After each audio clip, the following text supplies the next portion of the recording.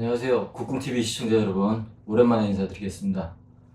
요즘에 좀 시수가 안 나와가지고 유튜브 영상 올리는 것보다는 살짝 좀 연습하는 데 치중을 했기 때문에 양해를 부탁드립니다. 오늘은 화살에 대한 이야기를 해볼까 하는데요. 화살은 아주 매우 활쏘기에서 중요한 구성 요소 중에서 하나고요. 활과 화살과 궁사 이 3요소가 하나라도 교류가 되면 활쏘기는 이루어지지 않습니다. 그만큼 이제 화살도 매우 중요한데요. 화살 중에서도 특히 지금 사용하고 계시는 많은 분들이 사용하고 계시는 그 계량시나 죽시 중에서 죽시가 좀 더 다루기가 어렵다고 하는 것은 사실입니다. 그래서 오늘은 죽시에 대해서 얘기를 해볼까 합니다. 죽시는 장인들께서 만들어서 우리가 받기까지는 품질이 고르다고 보시면 됩니다. 대부분이 품질이 고르고요. 특별하게 문제가 없다고 보실 수도 있는데 대부분이 그렇다는 얘기고요. 만약에 죽시를 받으셔서 연습을 하시다 보면 그 죽시가 조금씩 변형이 생기고 성질도 변하게 되는데 대표적으로 이제 무게가 좀 줄게 됩니다. 무게가 줄게 되는 이유는 죽시를 사용해서 연습을 하시다 보면은 죽시가 꼭 관중만 모든 화살이 다 관중한다는 보장은 없잖아요. 그래서 관중을 못한 화살은 모래바닥에 이렇게 부딪히게 되는데 그러면 조금씩 촉이 닳아서 그 무게가 바뀌게 됩니다. 그럼 무게만 바뀌느냐? 무게 중심도 바뀌게 됩니다. 그게 어느 정도나 심하냐라고 이렇게 생각하실지 모르겠는데 습사를 많이 하시는 경우 보통 하루에 9순을 넘게 내시는 분 같은 경우에는 거의 1년이면 반돈 차이가 날 정도로 많이, 물론 관중을 많이 하시면 덜 하겠지만 관중을 많이 못 하셔서 많이 모래에 많이 부딪히는 꽂히는 그런 형태가 되어버린다면, 그리고 촉이 많이 닳게 됩니다. 촉이 많이 닳으면 무게도 바뀌고 무게 중심도 바뀝니다. 촉의 마모에 의해서 무게와 무게 중심이 바뀌면 어떤 현상이 생기냐면 보통 우리가 우수하다고 제가 개인적으로 생각하는 우수하다고 생각하는 무게 중심은 화살의 전체 길이의 중간에서 전체 길이의 14% 정도 오는, 약간 촉 쪽으로 14% 정도 오는 그런 화살을 선호하고요. 그러는 이유는 제가 이제 경험상 봤을 때 16%가 넘어가면, 그러니까 앞쪽으로 너무 많이 치우쳐서 하게 되면은 관중할 때 그 집중도, 관중을 하던 안 하던 화살이 모이는 요거는 굉장히 지금 좋아집니다. 관통력도 좋아진다고 그러죠. 어떤 물건을 뚫고 나가거나 꽂히는 거나 이런 힘은 좋아집니다. 그런데 그 무게중심이 약간, 그러니까 14% 정도에 있는 거에 비해서 16% 이상 넘어가게 되면, 그러니까 과도하게 넘어가게 되면 좀 거리가 덜 나가는 느낌이 들어요. 뭐 1, 2cm 뭐나 아니면 1, 20cm 덜 나가는 거면 상관이 없겠는데 거의 90cm에서 1m 정도가 덜 나가게 되고요. 그리고 반대로 화살의 무게 중심이 만약에 7% 밑으로 떨어져 있다, 그러니까 거의 중심 쪽에 가까이 있다, 이런 화살은 비거리가 굉장히 생각보다 잘 나옵니다. 비거리는 잘 나오는데 문제는 그 집중도, 화살이 모이는 이 정도가 많이 지금 떨어지고 퍼진다고 보셔야 돼요. 그리고 이제 오히려 바람의 영향을 좀 더 많이 받습니다, 이런 화살들이. 그래서 이제 죽시를 사용하실 때 가장 기본적으로 보시는 게 이제 화살의 무게 중심인데요. 이게 무게도 일정하면 좋겠지만 처음에 받으실 땐 거의 다 막 저울에 달아보시면 굉장히 일정해요. 그 장인들께서 맞춰갖고 오는 정도가 거의 소수점 두째 자리까지 거의 맞춰갖고 오시는 분들도 계시더라고요. 그래서 굉장히 일정한데 그런 거를 쓰다 보면 성질이 바뀌니까 우리가 그거를 골라내자는 얘기죠. 그 중에 이제 또 한 가지 화살의 굉장히 중요한 요소 중에서 하나는 허리심도 있는데요. 그러니까 허리심이 다 달라요. 허리심이 다 다르고 그리고 방향에 따라서도 다 다릅니다. 그 죽시를 어떻게 다루느냐? 죽시가 뭐 마룻깃 위치에서 허리심, 그 다음에 윗깃이나 아랫깃 위치에서 허리심이 다 달라요. 요거를 사실은 조금 따져볼 필요는 있지만 너무 심각하게 생각하지는 않으셔도 되고요. 기본적으로 마룻깃을 아래다 놨을 때 허리심 정도는 측정해서 비슷한 성격끼리 이렇게 화살을 구분을 해주는 그런 작업이 필요하다는 거죠. 그러니까 우리가 왜 그런 작업을 하냐면은 시합에 나가기 위해서 라는 그런 과정도 필요하고요. 사용하시던 죽시를 그대로 이제 시합에 나가시려면 좀 더 자기하고 성격이 잘 맞는 자기가 원하는 스타일의 죽시를 골라내기 위한 방법 중에 하나라고 보시면 됩니다. 그래서 이제 방법은 굉장히 단순한데요. 무게는 그냥 말 그대로 정밀저울에 다르시면 돼요. 그리고 무게 중심 같은 경우에는 뭐 약간 폭이 있는 나무젓가락 정도 그런 거 위에다가 올려놓고 무게 중심을 잡으셔서 그 위치를 이제 그 펜 같은 걸로 표시를 하시면 되고요. 허리심 같은 경우에는 서양에서 양궁에서 사용하는 기준이 있는데 최신 기준으로는 그 약 880g, 우리나라 그람 단위로 하면 880g 정도를 28인치 정도의 간격에다 두고 화살을 그 사이에다 두고 거기다 880g을 매달아서 그 얼만큼 화살이 쳐지느냐 요거를 이렇게 자로 잽니다. 그렇게 하고 허리심을 재는데 그렇게 하면 죽시가 솔직히 좀 불안불안하죠. 880g을 28인치 사이에다가 걸어놓고 죽시를 매단다. 그거 솔직히 약간 걱정되시는 분들도 있으실 거예요. 하여튼 방법은 그렇다는 건데 그래가지고 무게 중심, 허리심이 비슷한 녀석을 골라낸다든가 아니면 골랐는데 5개가 한 세트가 안 나온다면은 나름대로 이제 작전을 짜셔야 돼요. 작전을 짜실 때 나는 뭐 뒷심이 부족하니까는 50쪽에 무게중심이 조금 뒤로 가 있는 거를 선택한다든가 아니면은 뭐 자기는 아니다 나는 뒷심을 좀 더 집중하기 때문에 이런 화살을 쓰겠다 뭐 이런 건 자기 나름대로의 그 훈련한 그 기준을 가지고 그 정립을 하셔서 화살을 골라내시는 게 좋다고 생각합니다. 오늘은 이론은 여기까지 이렇게 말씀을 드렸지만 실제로 이제 어떻게 무게중심하고 이걸 재는지 한번 동영상을 통해서 알아보도록 하겠습니다. 전통적인 무게중심을 확인하는 방법이 두 가지가 있는데요. 첫 번째는 이렇게 나무젓가락 위에다 올려놓고 나서는 무게를 잡아보는 겁니다. 대충 무게를 잡아서 이 정도 중심이 잡히는구나 싶으면 거기에 표시를 해서 그 화살마다 비교해 볼 수 있는 방법이 하나 있고요. 그 다음에 마루 같은 데다가 화살을 예를 들어 여기가 마루라면 마루에다가 화살을 여러 개를 쫙 놓습니다.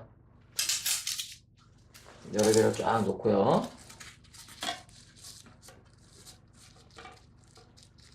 이게 마루 끝이라면 나무 막대기 같은 걸로 이렇게 쭉 밀어내는 거예요.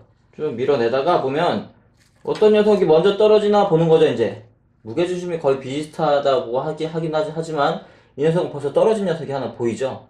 이런 식으로 이제 먼저 무게중심이 많이 차이 나는 녀석을 밀어내기 방식으로 이렇게 골라내는 방법이 있습니다. 이런 뭐 불편한 방법이 약간씩 불편하기 때문에 어떤 분들은 나무젓가락을 받쳐놓고 무게중심을 잡아서 표시하는 분들도 계시고 뭐 그렇습니다. 일단 무게는 그냥 정밀적으로 달면 되는 거니까는 특별하게 뭐 어려운 건 없고요. 제가 지금부터 이제 해볼 거는 무게하고 무게중심을 그냥 편하게 재도록 만들어 놓은 장치가 있는데 그거를 이용해서 한번 무게를 재보도록 해보겠습니다. 배터리를 연결해 보겠습니다. 배터리를 연결해서 보시면 시작에 로고가 뜨고 로고가 없어지고 나서 촉적 무게를 A로 표시하고요. B라고 표시되어 있는 데가 오니 쪽 무게입니다. 그리고 C라고 표시되어 있는 게 전체 무게인데 여기까지 다 그람으로 표시가 되게 돼 있어요. 단위는 그람이에요. 뭐 양궁처럼 그레인이라는 단위를 쓴 게 아니고 그냥 우리가 익숙한 그람 단위로 쓰고 있습니다.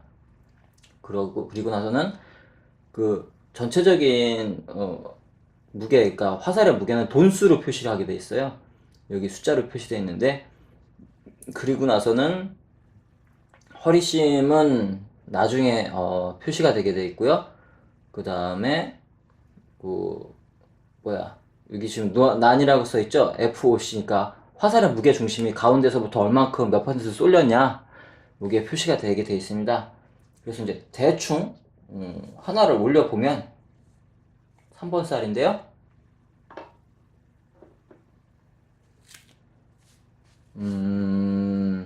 촉적 무게가 15.17g, 오니쪽 무게가 10.47g, 그 다음에 6.82돈입니다. 이게 지금 나와 있는 게 요 부분에 요 부분에 6.82돈으로 나와 있는데 원래 7돈짜리예요.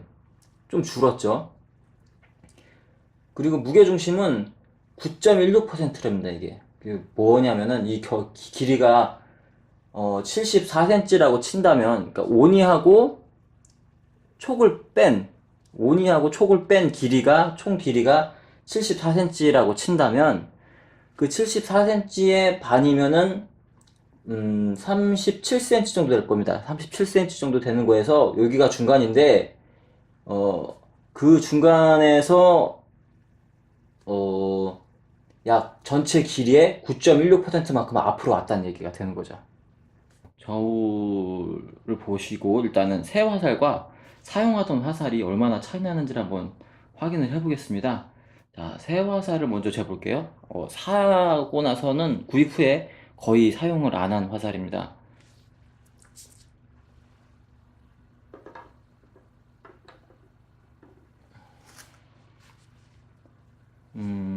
줌을 해서 한번 화면을 확대해 보겠습니다.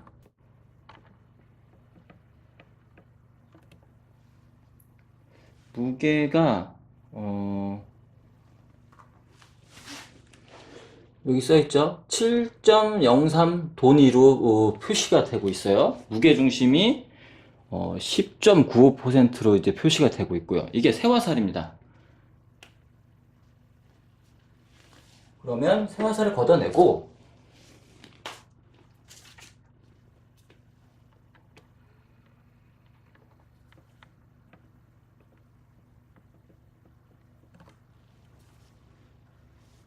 이제 사용하던 화살인데요. 사용하던 화살을 하나 올려놓으면 무작위로 아무거나 올려놨습니다. 어떻게 변화가 있나 한번 보겠습니다. 자, 확대를 해볼까요?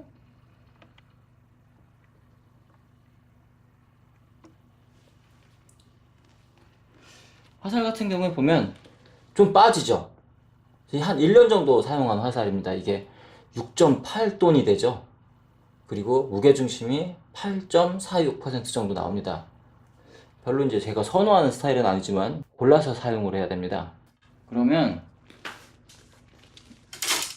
지금부터 이제 화살이 10개가 있는데 10개 중에서 이제 5개 정도를 추리기 위해서 작업을 해보겠습니다.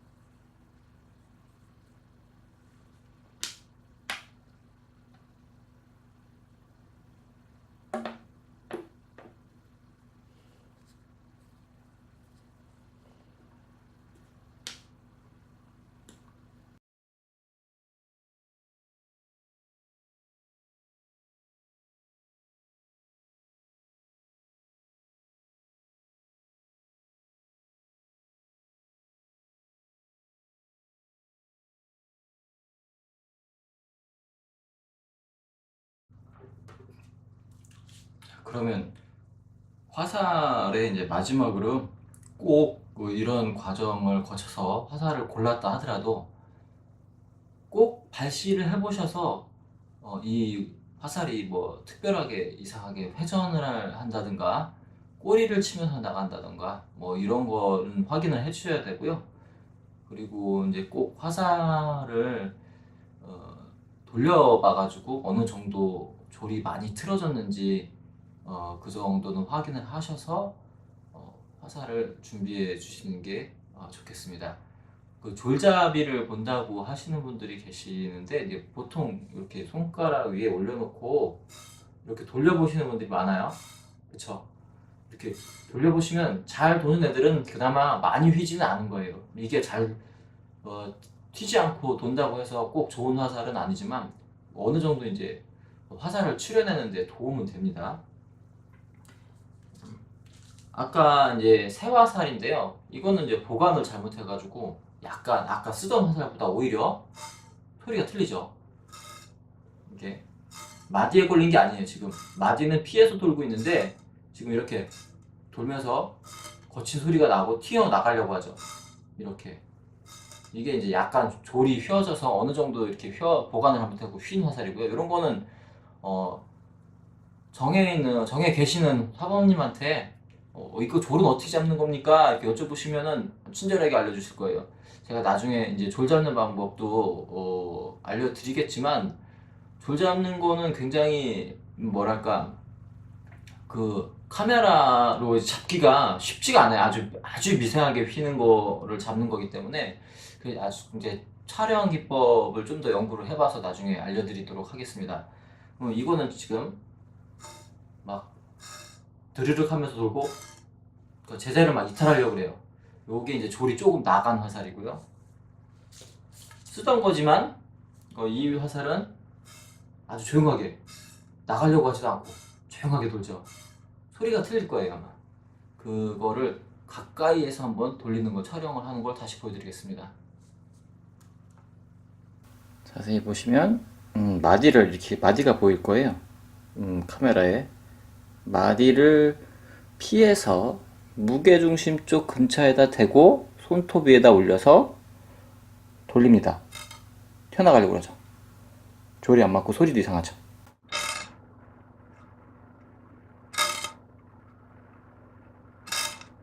이게 졸이 약간 틀어진 화살입니다. 이번에는 똑같이 이제 마디를 피하고 무게중심 근처에다가 손톱 위에 올려놓고 돌려볼게요. 틀리죠? 소리가 틀립니다. 아주 힘차게 뺑크를 잘 돌아요.